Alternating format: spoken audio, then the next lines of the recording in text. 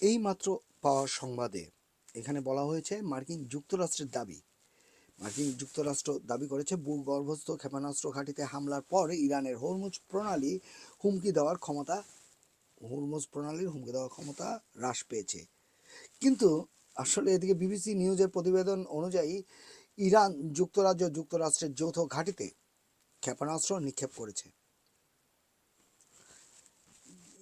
এখানে মার্কিনিরা বলছেন যে এই সপ্তাহে একটি ভূগর্ভস্থ সামরিক স্থাপনায় মার্কিন বোমা হামলার পর হরমুজ প্রণালী দিয়ে চলাচলকারী জাহাজগুলোকে হুমকি দেওয়ার ক্ষেত্রে ইরানের ক্ষমতা অনেকাংশেই হ্রাস পেয়েছে।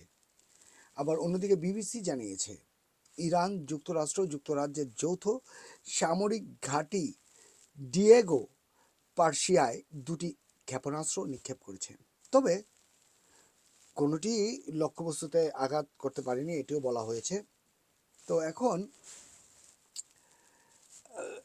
গতকালকেই একটা প্রতিবেদন আপনাদের বলেছিলাম যে মার্কিন যুক্তরাষ্ট্র চাচ্ছে ইরানের এই যুদ্ধটিকে আরও কমিয়ে আনতে। হ্যাঁ, আসলে আস্তে আস্তে এই এবং স্থলভাগে তারা কোনো সেনা পাঠাবে না, এটাও বলে দিয়েছিল। তো এখন যেহেতু ভূগর্ভস্থ একটি ক্ষেপণাস্ত্র হামলা করেছে যুক্তরাষ্ট্র, এবং তারা বলছে যে ইরান হরমুজ প্রণালীতে যে ঘাঁটিতে তারা যেভাবে অবরোধ করে রেখেছে এটি অনেকাংশে হ্রাস পাবে। তো এদিকে ইরান আবার জানিয়েছে দেখেন কি, তাদের নাতানজ পারমাণবিক স্থাপনাকে আবারও লক্ষ্যবস্তু করা হয়েছে, তবে আশেপাশের মানুষের জন্য কোনো ঝুঁকি নেই বলে তারা দাবি করেছে।